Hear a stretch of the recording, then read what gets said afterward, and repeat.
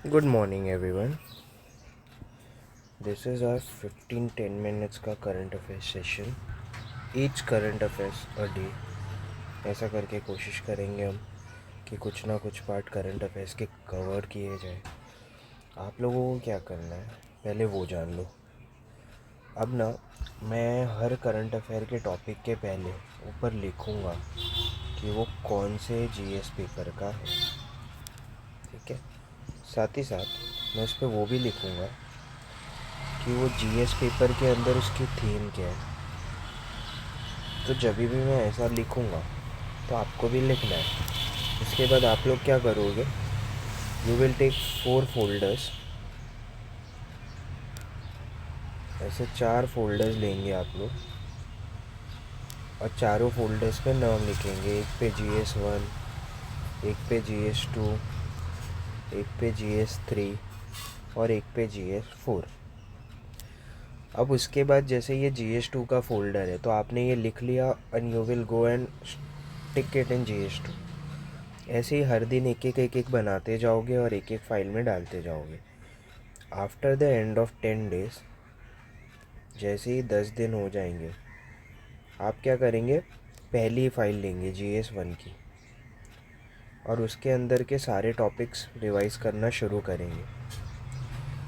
जैसे ही GS1 के topic revise हो गए, you will move to GS2. GS2 के बाद GS3, GS3 के बाद GS4. एक बार GS4 हो गया तो वापस GS1, फिर वापस 2, 3, 4. ऐसे करना है. स्टार्टिंग के लिए मेरा काम यहाँ पे ये रहेगा कि आप लोग ऑब्ज़र्व करो कि मैं कैसे करंट अफेयर्स के नोट्स बना रहा हूँ, मैं कैसे आर्टिकल्स को दिखा रहा हूँ, वो चीज़. तो एट अ पॉइंट के बाद तुम्हें भी समझ में आ जाएगा कैसा करना है. ठीक है. अब इसके नीचे आप लोगों को बता दिया जाएगा कैसे क्या करना है. बट अभी सिर्फ समझो. देखो, जुडिशरी का एक आर्टिकल है ये जीएस पेपर 2 में आएगा. This article comes under GS paper 2. ये जुडिशरी के थीम की है. जुडिशरी GS2 में ही आता है. अब प्रॉब्लम क्या है मालूम है, हमारे देश में जुडिशरी है. जुडिशरी जो है ना गाइस, उसको एक चीज़ से बहुत नफ़रत है, ट्रिब्यूनलाइजेशन ऑफ जस्टिस. ट्रिब्यूनल्स बनाने से. ये ट्रिब्यूनलाइजेशन या ट्रिब्यूनल बनाया इसलिए गया था ताकि जस्टिस फास्ट मिले, क्योंकि कोर्ट में टाइम लगता है. बट प्रॉब्लम क्या हो गई कि जो ट्रिब्यूनलाइजेशन ऑफ जस्टिस हो रही है उसमें आप ट्रिब्यूनल्स बना रहे हो. अब आप ट्रिब्यूनल्स पे ट्रिब्यूनल्स बनाए जा रहे हो. ठीक है. आप ट्रिब्यूनल्स पे ट्रिब्यूनल्स, एक मिनट है,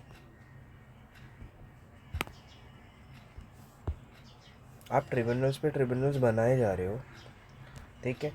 बट आप ये चीज़ नोटिस करो कि ट्रिब्यूनल बनाता कौन है.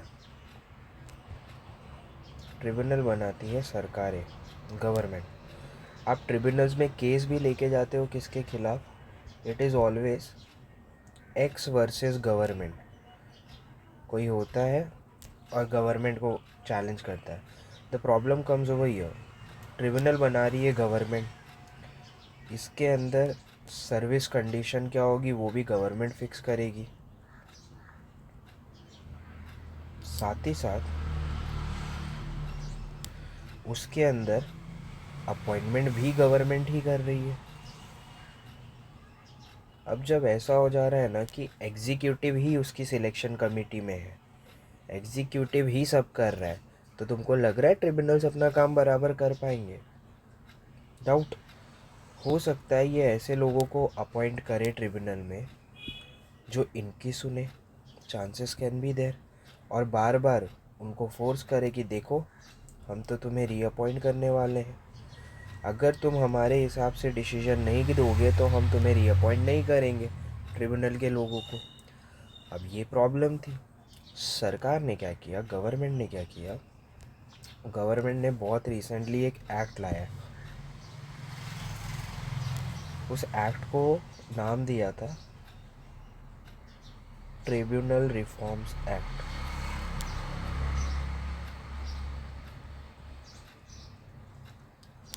Tribunal reforms act of the year 2021। अब ये सही था, लेकिन इसमें प्रॉब्लम क्या थी पता है? इसमें 3-4 क्लॉजेस थे जो बहुत गड़बड़ थे। जैसे कि क्लॉज नंबर 1, इसमें बोला था कि मिनिमम एज जिसको आप ट्रिब्यूनल में अपॉइंट करोगे वो 50 होगा। जो लोगों को आप अपॉइंट कर रहे हो उनका टेन्योर होगा सिर्फ 4 इयर्स का। और एक क्लॉज था इसमें जो बोलता था कि जो सिलेक्शन कमेटी होगी ना, अब तुम इसकी सिलेक्शन कमेटी का जो एक्ट में ट्रिब्यूनल के लिए जो लोग अपॉइंट करने वाली कमेटी है, जब तुम उसको देखते हो तो तुम्हें इसमें पता चलता है कि यार इस कमेटी में तो सिर्फ एग्जीक्यूटिव है, मतलब गवर्नमेंट के लोग हैं।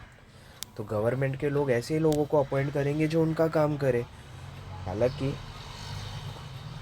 कमेटी ऐसी होनी चाहिए थी जिसमें एग्जीक्यूटिव भी हो, लेजिस्लेचर भी हो, कुछ ऐसे लोग हो जो न्यूट्रल हो, लेकिन तुमने तो सिर्फ ऐसे कर दिया। सुप्रीम कोर्ट ये सारी चीज़ों पे चिढ़ गए। सुप्रीम कोर्ट ने बोला ये सब नहीं चलता है। सुप्रीम कोर्ट ने बोला ठीक है, आपको पूरा आर्टिकल या पूरा रिफॉर्म जो एक्ट है मैं पूरा का पूरा नहीं हटाने बोल रहा हूँ, लेकिन ये क्लॉजेस तुम हटा दो। जो ये 3 क्लॉजेस है रिमूव करो, रिमूव सर्टेन क्लॉज। और सुप्रीम कोर्ट ने बोला ये सारे क्लॉज जो है इनको हम रद्द करते हैं क्योंकि ये सही नहीं है। मिनिमम एज आपको 50 ही क्यों चाहिए?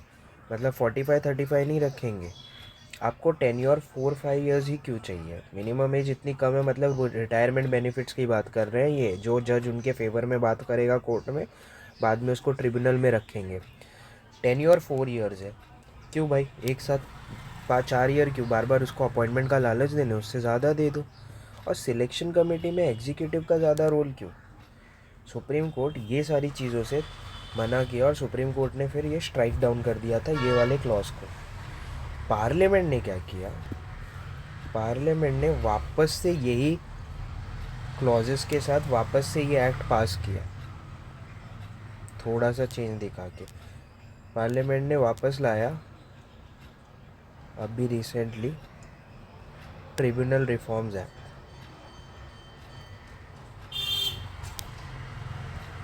With same clause.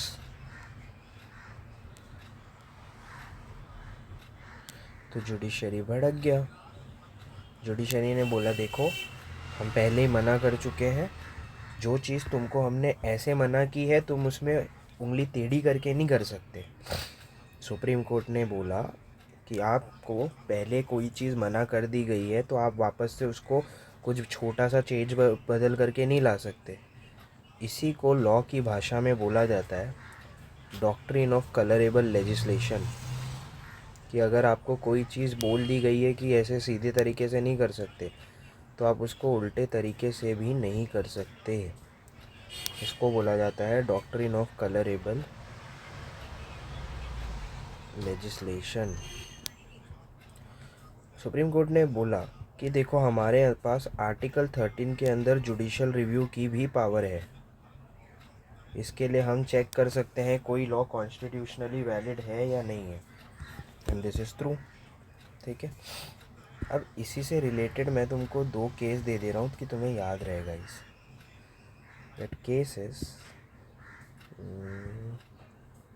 just give me a minute, I'll take some good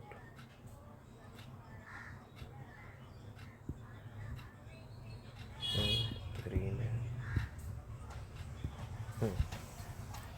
2 judgements भी याद रख लेते हैं, अपने काम में ही आ जाएंगे।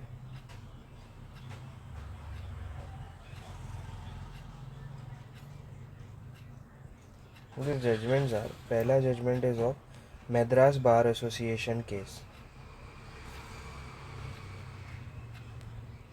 Madras bar association case. और मद्रास बार एसोसिएशन केस के हिसाब से this case was of last 2020। इसमें सुप्रीम कोर्ट ने बोला था कि जो ट्रिब्यूनल्स की सिलेक्शन कमेटी है उसमें एग्जीक्यूटिव नहीं होने चाहिए, ज़्यादा हो लेकिन कम हो। मान लो कि 10 लोगों की कमेटी है तो उसमें सिर्फ 2 ही एग्जीक्यूटिव्स हो, ज़्यादा नहीं हो, या 3 हो, कम नंबर में हो। ट्रिब्यूनल सिलेक्शन कमेटी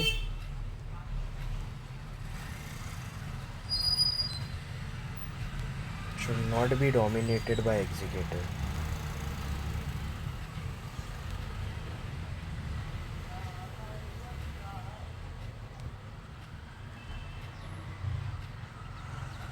इस केस में ये बोला था, तो आप इसको कोट कर सकते हो। दूसरा, there was a case that was Roger Mathew versus RBI, 2019 का केस है ये। इसमें ये था कि सुप्रीम कोर्ट के पास पावर है, supreme court has power to strike down laws. Supreme court के पास पावर है कि वो स्ट्राइक डाउन कर सकती है ऐसे रूल्स को जो अलाउ करता है government control, rules allowing government control. तो सुप्रीम कोर्ट के पास ये पावर है। अब आप क्या करेंगे, आपने जैसे ये GS1 का बनाया, आप इसको लेके जाके अब GS1 के फोल्डर में डाल देना, ठीक है। अब इसके साथ ज्वाइन माय ग्रुप, वो ग्रुप पे आपको इससे रिलेटेड कुछ पढ़ने को मिलेगा तो वो पढ़ लेना। The solutionist